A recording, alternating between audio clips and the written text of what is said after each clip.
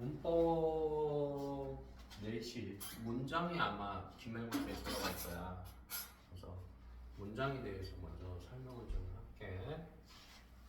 그래서 기말은 조금 더 잘 볼 수 있도록 여기 내시는 좀 들어가자.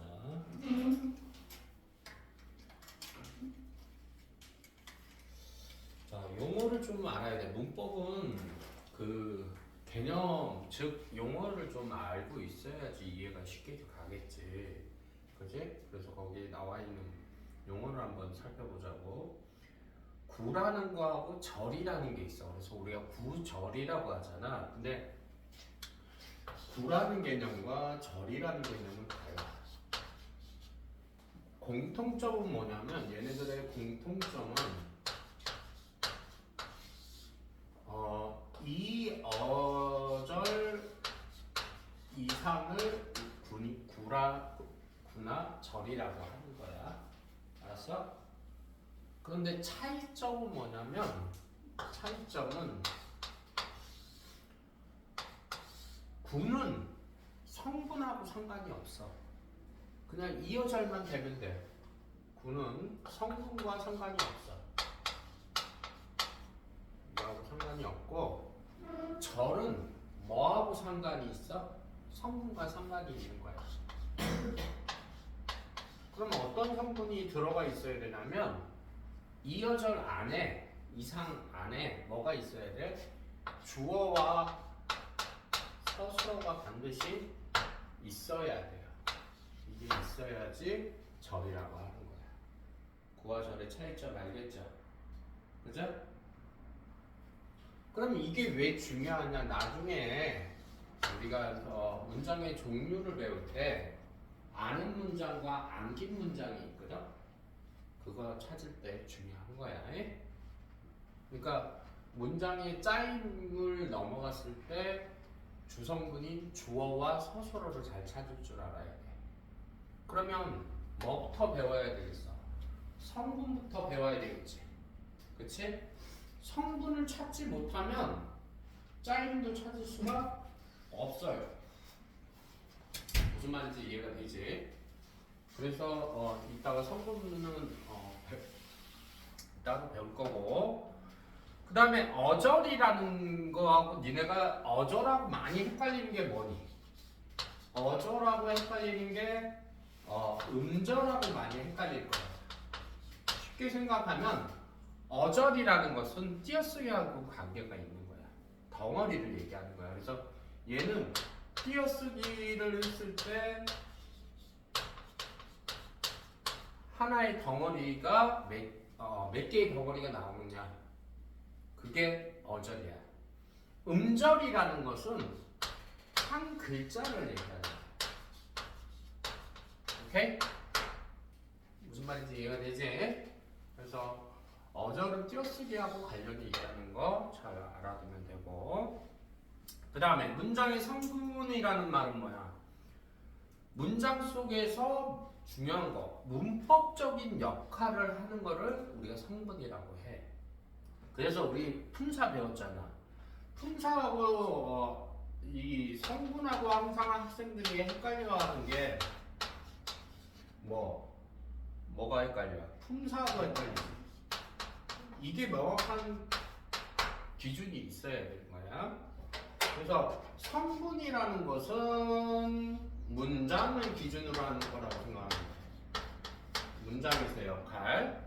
그래서 품사라는 것은 우리가 뭐라 그랬어? 단어를 기준으로 하는 단어. 이거의 성질을 얘기하는 성질. 얘는 문장에서의 역할을 얘기하는 거야. 쉽게 설명하면 너희들을 단어라고 얘기를 했을 때 단어가 모여서 뭐가 되니? 문장이 되는 거죠. 그렇죠? 단어가 모여서 문장이 되는데 너희들을 단어라고 생각을 해봐. 너희들의 모습은 안 바뀌지. 그지? 그 다음에 너희들이 기본적으로 가지고 있는 성격이 있죠. 그거 성격으로 개인적인 성격으로 구분하면 단어가 품사가 되는 거야. 근데 니네들이 집단, 즉 문장 안에서라고 얘기를 비유를 한다면 니들이 집에서의 역할이 다르죠. 친구에서의 역할이 다르죠. 학교에서의 역할이 다르단 말이야. 그 단어의 형태는 변하지 않지만 하는 역할은 다른 거야. 그걸로 얘기했을 때는 성분을 얘기하는 거야. 이해됐어? 그러면 얘네들이 왜 헷갈리냐? 누구 때문에? 다른 거는 안 헷갈리는데 얘는 사로 끝나니까 품사는 사로 끝나면 전부 다 품사라고 얘기를 하는 거야. 동사, 형용사, 그지? 그 다음에 명사, 대명사 우리 배웠잖아? 얘는 뭘로 끝나겠어? 무슨 어로 끝난단 말이야? 그런데 왜 헷갈려? 누구 때문에? 얘네들이 헷갈리는, 학생들이 헷갈리는 하는 이유는 누구? 관형 어가 있고 부사 어가 있단 말이야. 그런데 이거하고 이름이 비슷한 애가 있지. 품사로 얘기하면 뭐가 돼? 관형 사가 있고 부사가 있단 말이야. 그치? 이것 때문에 자꾸 헷갈리는 거야. 근데 얘네들이 하는 역할이나 기능은 똑같아. 기능은 같단 말이야. 이해가 됐니? 그런데 뭘 기준으로 하는 거야? 사로 얘기했을 때 단어 하나를 기준으로 하는 거고, 고유한 성질을 얘기하는 거고, 성분으로 얘기했어요. 그 관형어, 부사어라고 얘기했으면 문장에서의 역할을 얘기하는 것 뿐이야. 알았어? 그럼 너 어디가 더 큰 개념이겠어? 이쪽이 더 큰 개념이겠지. 이해됐니? 여기까지 이해됐죠? 그 다음에 콩문장과 겹문장이라는 말이 있어. 아까 선생님이 얘기했죠? 성분 중에 무슨 성분이 우리나라에서는 제일 중요하다? 주어와 서술어가 중요한 거야. 그래서 홈문장이라는 것은 홈이라는 게 이게 하나라는 거야. 한 개. 뭐가 한 개야? 주어와 서술어가 한 개가 있으면 홈문장이라고 해. 문장의 길이하고는 상관이 없습니다. 이해되셨어요? 그러면 겹문장이라는 건 뭐야? 겹이라는 거는 복수지. 그러니까 쉽게 말하면 두 개 이상의 주어와 서술어가 있는 것을 우리가 겹문장이라고 해요. 그래서 문장을 종류할 때 홈문장과 겹문장이 있다는 얘기야. 이게 이제 나중에 문장이 짜이는 얘기할 때 중요한 거지. 그래서 시험 문제 나올 때 얘하고 얘부터가 구별이 돼야 돼. 이해가 됐어? 나머지 성분은 상관이 없어요. 그다음 문장 길이하고도 상관이 없습니다. 이해되냐? 이해됐어? 대답을 해라. 이해되냐 안 되니? 그래서 성분부터 가보자고. 성분은 뭐 크게 어렵지는 않아요. 성분을 결정지어주는 품사가 있죠. 뭐가 성분을 결정지어주죠? 문법적인 기능을 하는 거? 조사가 성분을 결정하죠. 조사 중에 무슨 조사? 격조사. 그치?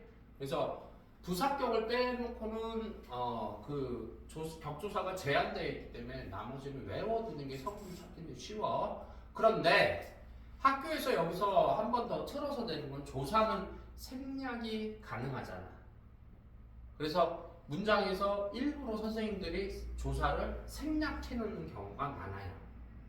한번 틀어놓는 거야. 그럼 너희들은 서술어를 가지고 그 조사를 찾아내서 껴넣어서 문장을 읽어야 돼. 그게 가장 주의할 점이야. 자, 그래서 보자. 문장의 성분의 종류를 보면 문장 안에서의 문장을 구성하면 일정한 문법적인 기능을 하는 각 부분을 문장 성분이라고 하고, 문장 성분의 종류하면은 이제 크게, 자, 요 체계도로 항상 선생님이 문법은 요 체계도로 설명을 많이 하잖아. 요거를 그릴 줄 알면 안 보고 쓸 줄 알면 기본적으로 다 돼 있는 거야. 그래서 성분은 크게 거기서 나눠져 있고 주성분이 있고 주성분 안에 이제 구체적으로 들어가는 거야. 무슨 어가. 그 다음에 주성분이라고 하면은 얘는 반드시 있어야 된다는 소리야, 없어야 된다는 소리야. 있어야 돼. 얘 중에 뭔가가 하나가 빠지면 정보가 부족한 거지. 그치? 그래서 선생님이 뭐라 그랬어? 주성분은 자 주먹 보세요를 충청도 사투리로 뭐라 한다고 그랬어? 주먹 보소 그런단 말이야. 주먹 보소. 오케이? 그래서 주성분에는 주어가 가장 먼저 나오지. 주어, 목적어, 보어, 서술어를 얘기하는 거야. 그러면 주어는 문장에서 어떻게 찾아? 문장에서 우리 품사에서 격조사가 앞에 붙는 애가 누구니? 체언이죠. 그죠? 체언에다가 뭐가 붙으면 격조사 이, 가 혹은 깨서가 붙으면 얘가 이거 자체가 전부 다 뭐가 돼? 주어가 되는 거죠. 그죠? 그러면 여기서 중요한 거 하나 더 알아둬야 될 게 있다고 그랬지. 격조사 할 때 선생님이 설명을 했을 거예요. 얘네 말고 부사격조사에서가 있어. 그치? 그런데 걔는 조건이 뭐야? 이 조건을 알아야 돼. 앞에가 단체가 왔어. 그치? 단체나 집단위로 되어 있는 거야.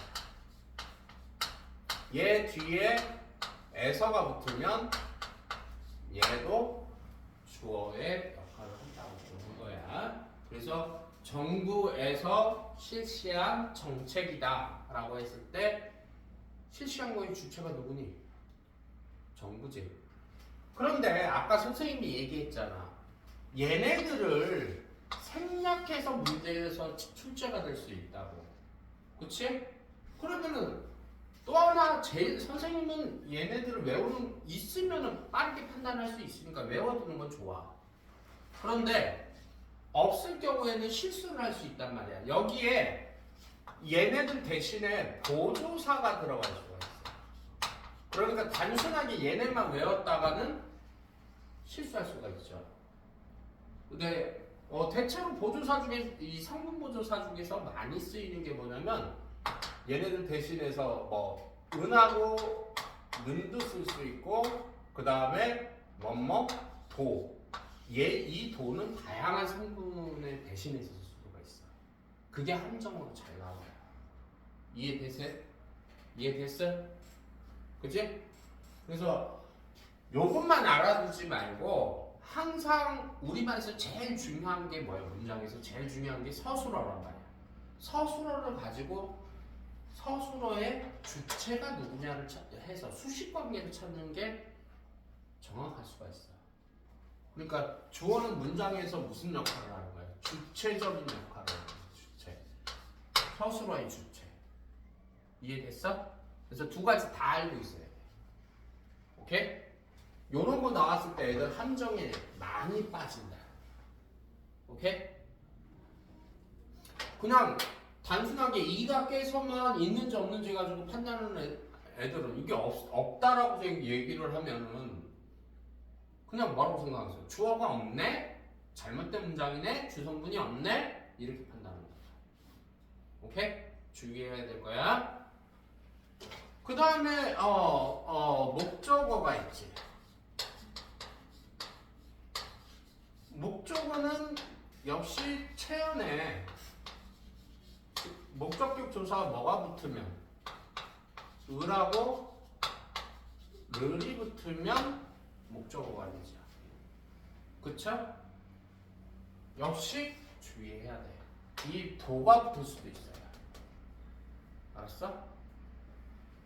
그러니까 요것만 알아두지 말고 서술어를 기준으로 해서 을른에 해당하는 말이 있냐 없냐 찾는 게 더 정확할 수 있어요.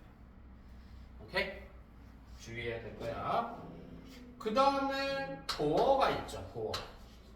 보어도 역시 체언에 뭐가 붙으면 이나 가가 붙으면 우리가 보어라고 해.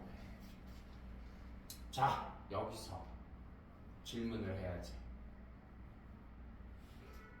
무슨 질문을 해야 될까? 모르겠어? 그렇지. 이 가가 어디에도 있어? 이 가가 여기도 있지. 그러면 얘가 주어인지 보어인지가 많이 헷갈린단 말이야. 그래서 뭐라고? 이가 뒤에 뭐가 오면 두 가지. 되다하고 아니다라는 서술어가 오면 요 앞에 거는 보어로 생각해. 이게 왜 중요하냐면 니네가 이제 시험 보면 알겠지만 문장에서 그 짜임 얘기할 때 그 절 찾는 문제가 나오거든. 절 찾는 문제에서 얘 함정으로 잘 나와. 서술절 특히 주어는 하나인데 서술어가 두 가지가 되는 경우가 있어. 그걸 서술격 조사라 서술절이라고 하는데, 그지? 아니 선생님 거꾸로 얘기했다. 주어는 두 개인데 서술어가 하나인 경우가 있어. 그치? 내가 거꾸로 얘기했지? 그럴 경우에 얘가 오답으로 잘 나와요. 그래서 애들이 이 가가 붙었으니까 뭐다? 주어네? 주어 두 개 나왔네? 그 다음에 서술절 할 때 서술어가 하나 나왔네? 서술절이네? 선택지에도 그렇게 잘 나와요. 함정으로. 그지? 무엇과 무엇이 주어로 쓰여서 서술절로 만들어진 문장이군. 이렇게 잘 나와요. 이해가 돼요? 예를 들어 볼게. 예를 들어서 나는 대학생이 아니다라고 라는 문장이 왔단 말이야. 그지? 서술어 하나지. 서술어는 간단해. 다가 붙을 수 있는 말이 되어 있으면 서술어잖아. 그치? 용언이 서술어로 쓰인단 말이야. 그치? 혹은 서술격 조사 이다가 붙는 경우 서술어로 쓰이죠. 그쵸? 그런데 이거를 이렇게 해석을 해버리면 어떻게 돼? 주어, 서술어로 해석을 해버리면 이게 무슨 문장이 돼버려? 아까 문장 기준과 포문장과 견문장이 있다고 그랬지. 그럼 무슨 문장이 돼버려? 이거 견문장이 돼버려. 이렇게 하면 해석이 안 되는 거죠. 그죠? 견문장에서 서술절이라고 얘기를 한단 말이야. 선택지에도 그렇게 나와요. 그런데 우리가 보면 아니다가 왔네? 그지? 그러면 얘가 원래 성분이 뭐가 돼? 뭐라고 해줘야 돼? 보어라고 해줘야 돼. 그치? 그러면 어떻게 되는 거야? 주어, 보어, 서술어니까 이거 무슨 문장이 돼버려? 혼문장이 돼버려. 요거 혼문장이 돼버리니까 요거 뭘로 잘 나온다? 서술절에서 오답으로 잘 나온다. 알았어? 그런데 니네가 또 헷갈리는 게 뭐냐면 얘네들은 다 다로 끝나는 말은 용언이잖아. 다를 선생님이 뭐라 했어? 다를 붙일 수 있는 말은 전부 다 용언이라고 그랬지. 얘네들 형태가 바뀌니 안 바뀌니? 바뀌어서 나오면 또 애들이 실수를 많이 해. 보호 찾은데. 그러니까 얘 아니다 같은 경우는 안 혹은 니은이 뭐뭐하지 안 얘로 나오면 또 애들이 헷갈려. 얘네들의 원형이 아니다야. 알았어? 얘도 뭐라고 형태가 바뀔 수 있어. 될 이렇게 바뀔 수 있지. 그치?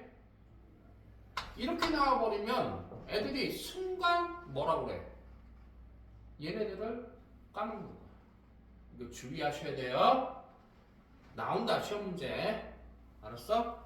그래서 보어는 요런 형태지만 뭘로 잘 나온다? 견문장으로 오답 문제로 잘 나오기 때문에 반드시 기억해야 돼요. 함정에 학생들 잘 빠져요. 나중에 절할 때 다시 한번 얘기하겠지만 그 다음이 우리말에 제일 중요한 게 뭐야? 서술어지. 얘네들 개념은 간단해. 목적어는 항상 서술어가 얘가 주인공이 되는 거야. 주어가 아니라. 서술어의 목적이고 서술어를 보충해 준다는 얘기예요. 보어는. 오케이? 서술어는 두 가지 형태밖에 올 수가 없어요. 우리나라에서. 예외가 없어요. 얘는. 뭐가 올 수 있어? 용언이 오거나 용언에는 우리 품사로 얘기하면 뭐가 있니? 동사, 형용사가 있죠.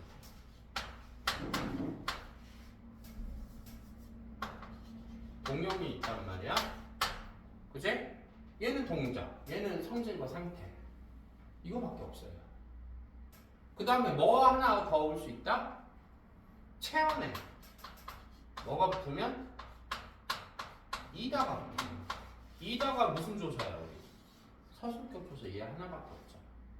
얘는 조사인데 다가 붙었기 때문에 용언과 비슷한 성격을 갖는다고 했지. 역시 활용이 돼야 한다. 된다. 오케이? 그래서 주성분에는 얘네들 네 가지가 있어. 그럼 얘네들은 우리가 거꾸로 얘기하면 필수 성분이 될 수도 있지. 그치? 나는 할머니에게 받았다 이렇게 얘기해 버렸단 말이야. 그럼 누나 나 할머니에게 받았어. 그러면은 우리가 완벽한 문장이 안 되니까 뭐라고 해요? 들은 사람이 뭐가 빠진 거야? 목적어가 빠진 거죠. 뭘 받았는데 무엇을 받았는데 근데 우리가 대화할 때 무엇을 받았니? 이렇게 얘기는 안 하잖아. 뭘? 그지? 뭘이라는 질문을 한다는 거는 그 문장이 완벽한 문장이 아니라는 소리죠. 그죠? 이해됐니? 그 다음에 이제 뭐가 있어? 거기 나오는 부속성분이 있어요.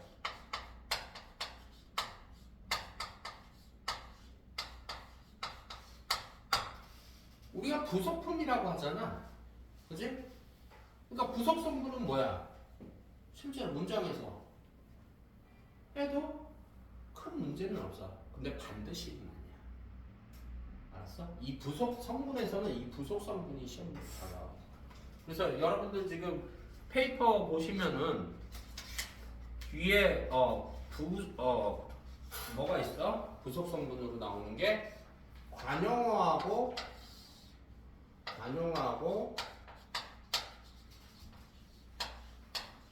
뭐가 있어?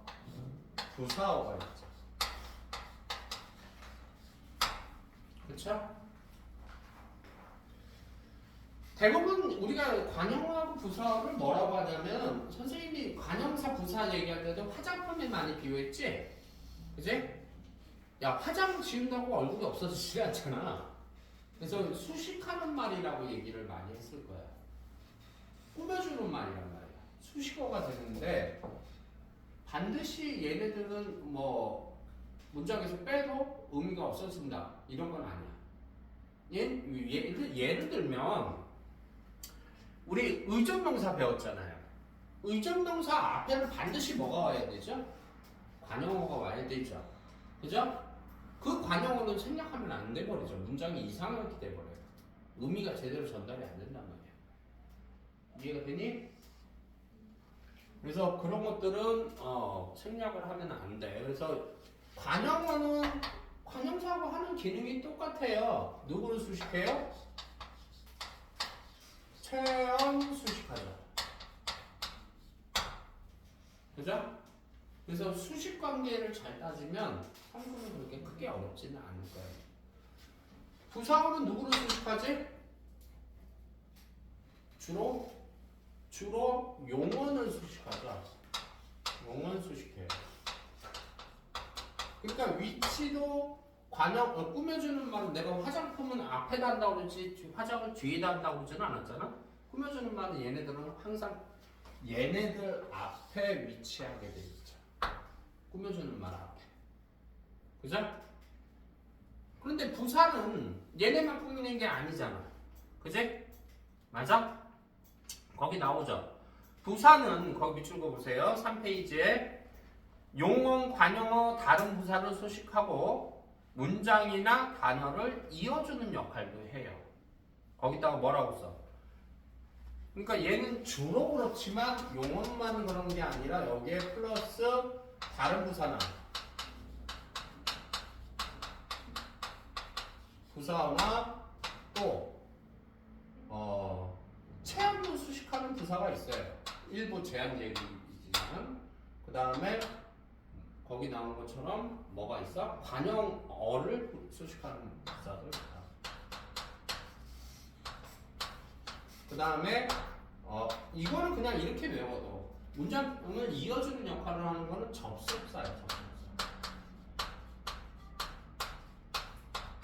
접속사에 해당되는 거는 다 부사어라. 그 생각은. 얘는 성격이 부사가 됩니다. 그러면 우리 여기서 부족성분에서 좀 우리가 공부를 해야 되는 거는 뭐냐면 이거는 좀 알아뒀으면 좋겠어. 우리가 아까 관형사하고 관형어하고 헷갈리면 안 된다고 그랬지. 그러니까 관형어를 만드는 방법은 관형어는 첫 번째 관형사는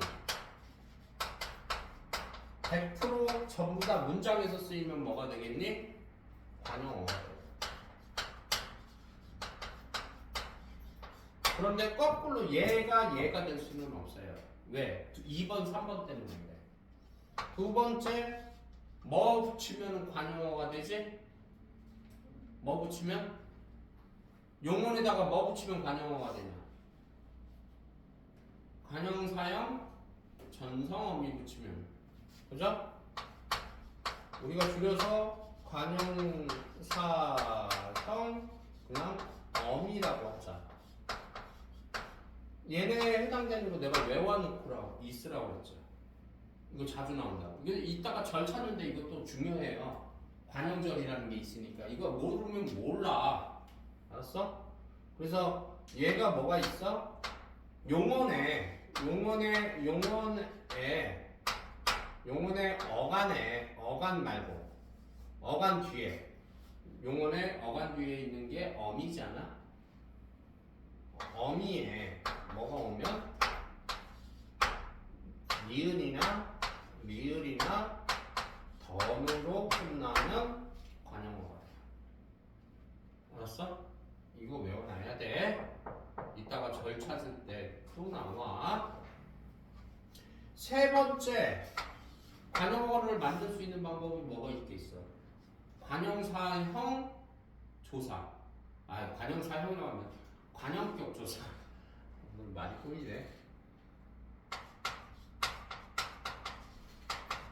관형격 조사가 있죠. 뭐를 붙이면? 채연에 얘 하나밖에 없어. 의를 붙이면. 그지? 관형어가 돼.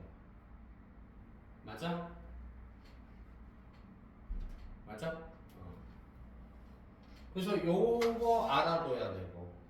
그러면 뭐도 알아둬야 돼? 부사어를 만드는 경우도 있겠네요. 부사어를 만드는 경우도 얘랑 똑같아요. 첫 번째, 부사는 100% 뭐가 된다? 부사어가 된다. 오케이? 그 다음에 두 번째 뭐가 되죠? 부사형 어미가 있죠.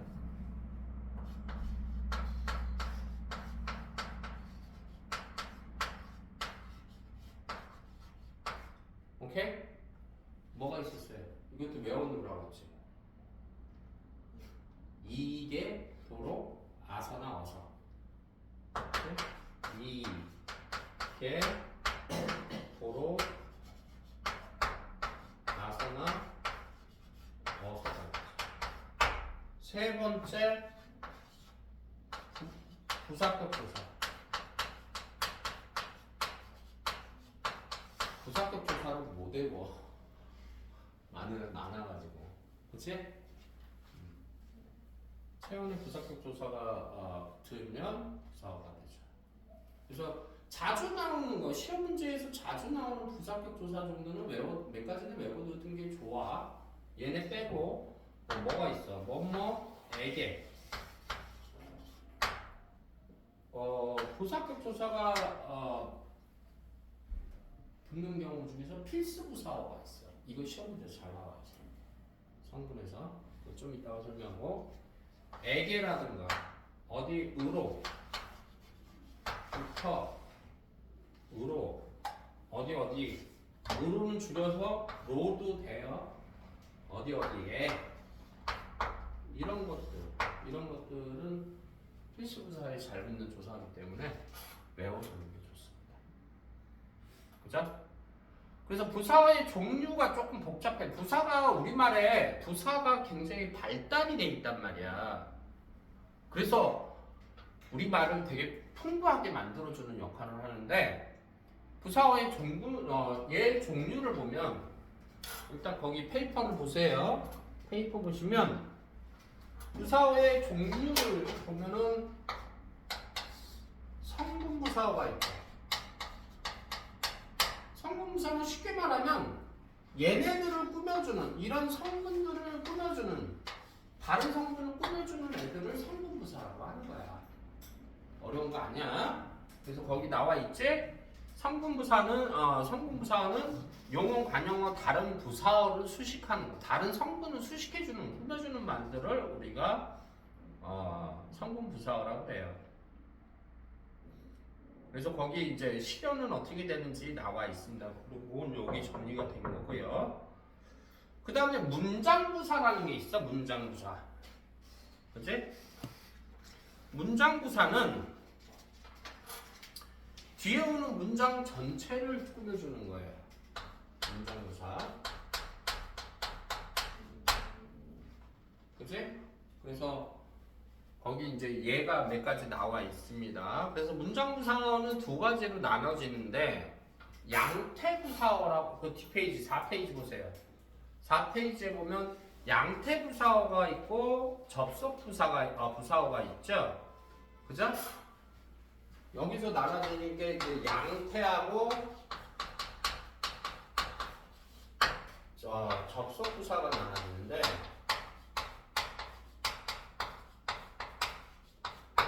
양태는 쉽게 말하면 거기 예로 나와 있지만 말하는 이의 심리를 나타내는 말은 전부 다 양태부사라고 해요. 심리. 말하는 화자의 심리를 나타내는 말을 우리가 양태부사라고 하는데 양태부사는 자리가 고정되어 있지 않아. 얘의 특징은 이 자리가 양태부사는 서술어 자리 빼놓고는 이 서술어만 얘만 제외하고 위치가 자유로워요. 문장의 의미가 안 변해요. 과연 그는 할 수 있을까라는 문장이 있다라고 하면은 과연이 부사죠. 뒤에 할 수 있을까? 이걸 전체로 꾸며주는 건데 과연 이렇게 맨 앞에 올 수도 있지만 그는 과연 할 수 있을까? 이렇게 위치가 변동해도 의미는 변함이 없죠. 그죠? 그래서 요 두 가지 특징을 알아두시고요. 그 다음에 접속부사어는 쉽게 말하면 뭐냐? 접속사야.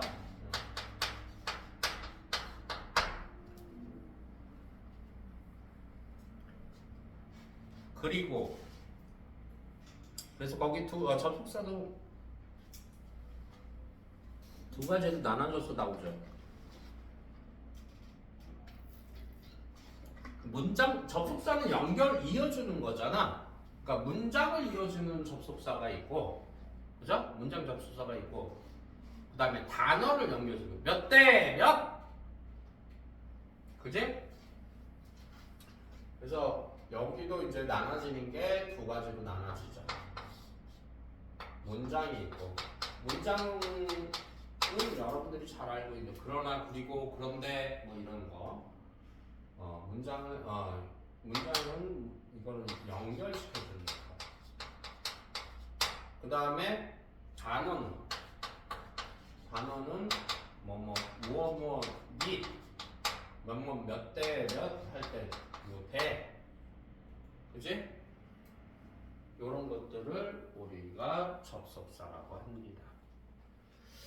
자, 개념은 이제 체계도는 이렇게 돼요. 그 다음에 마지막 독립어가 있는데 독립어는 말 그대로 독립성분이야. 그지? 근데 니네들이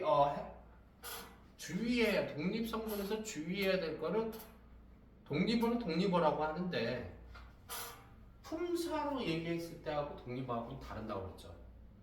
철수야 라고 얘기를 하면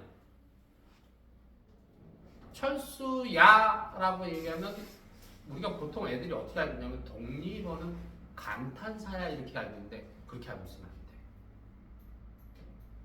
돼. 예를 들어서 철수야라고 얘기를 했다면 이렇게 얘기를 하고 쉼표를 찍어놨단 말이야.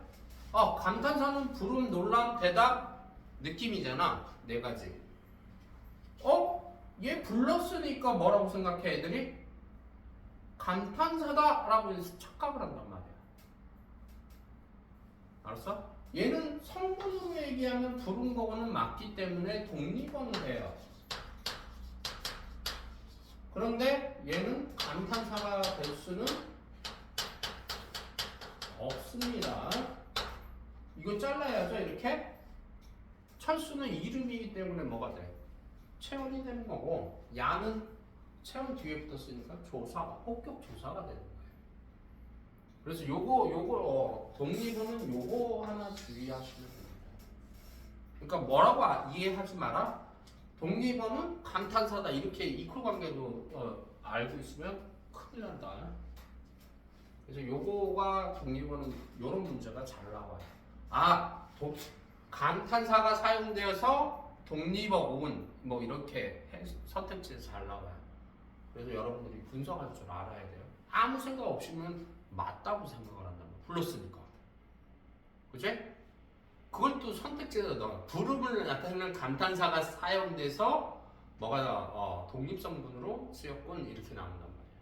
독립어로 쓰였군. 틀렸죠? 그죠? 그러니까 이거 주의하셔야 돼요. 나올 거는 이거밖에 없어요. 시험죠. 얘가 단독 문제로 나온다. 알겠어? 그래서 이거 뭐 하자? 주의하자. 이런 거 주의하자. 알았죠? 자, 여기까지가 이제 체계도인데, 그럼 성분에서 시험 문제 자주 나오는 게 뭘까요? 여기 주의해야 될 것도 이제 알아뒀죠? 근데 주로 나오는 게 뭐냐면 그 밑에 거, 박스 밑에 4페이지 박스 밑에 필수적 부사어와 수의적 부사어가 있지. 그죠? 별표 쳐놔야 돼. 별표 쳐놓으셔야 돼요. 필수 부사하고 이거는 시험 문제예요. 두 가지가 잘 나오는데 첫 번째는 요 필수 부사어가 생략된 문장을 내놓고 다음 중 문장 성분이 뭐 잘못된 것은 필수 부사어는 아까도 얘기했지만 관용어나 부사어는 수식어가 오기 때문에 생략이 대부분 가능한데 필수 부사어는 생략하면 된다 안 된다? 안 된다. 그 다음에 필수 부사어는 주성분에 들어가 안 들어가? 필수니까 착각한단 말이야. 필수라는 말이 쓰였기 때문에 주성분이겠군. 주성분을 생략하면 안 된다고 그랬으니까 필수 부사어는 주성분이 아니야. 알았어? 필수 부사어도 분류는 어디로 한다? 부속성분으로 한다. 착각하면 안 된다 그거. 알겠니? 그래서 필수 부사어는 문장에서 거기 개념 있죠. 꼭 필요로 하는 부사어를 필수 부사어라고 한다. 그러면 선생님 이거 시험 문제 어떻게 나와요? 필수부사어가 생략된 문장을 낸다. 그래놓고 문장이 잘못된 거 찾는 문제로 잘 나온다. 알았어? 그럼 수의적 부사어는 뭔데요? 수의적 부사어는 거기 개념 있죠? 파생부사나 순수부사로 이루어져 있는 건데 생략이 가능하다는 게 그게 차이점이에요. 문장에서 생략해도 큰 의미 변화가 없다라는 거죠. 그래서 니은 알아두세요. 별표 쳐놓으세요. 필수부사어, 부사격조사, 와나 로로 결합되어 이루어지는 거. 그 다음에 자주 나오는 단어가 뭐야? 서술어가 다르다, 생기다, 같다, 비슷하다, 닮다, 다르다와 같은 두 자리 서술어나 주다, 삼다, 넣다, 두다 세 자리 서술어는 필수부사어를 요구한다. 그러니까 서술어를 가지고 따지시면 돼요. 서술어를 가지고 누구누구에게 어디에 이런 말이 필요한 서술어는 필수부사어라고 생각하면 돼. 그러면 생략하면 된다 안 된다? 안 된다는 거예요. 이해가 돼? 나는 용돈을 받았다. 이거 문장 완벽해? 완벽하지 않지? 자, 받았다를 가지고 생각을 해봐. 내가 무엇을, 용돈을, 뭐가 필요하지? 누구에게가 필요하죠. 맞아요? 근데 단순하게 나는 용돈을 받았다 이렇게 얘기해버리면 그 에게가 빠진 거죠. 이런 거는 성분 분석이 완벽한 문장이라고 할 수 없다. 그 다음에 그래서 여기 성분에서 시험 문제 잘 나오는 거, 이 성분에서 시험 문제 잘 나오는 것은 첫 번째가 이 필수 부사어가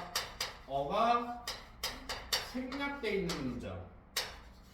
요거 시험 문제 잘 나오고요.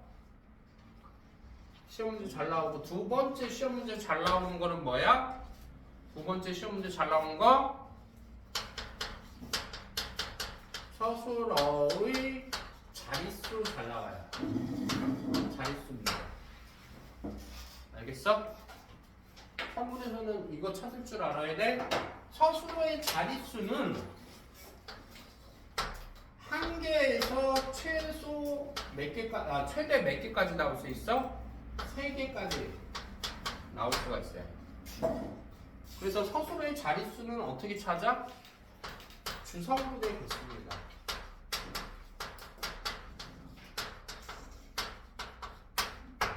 오케이?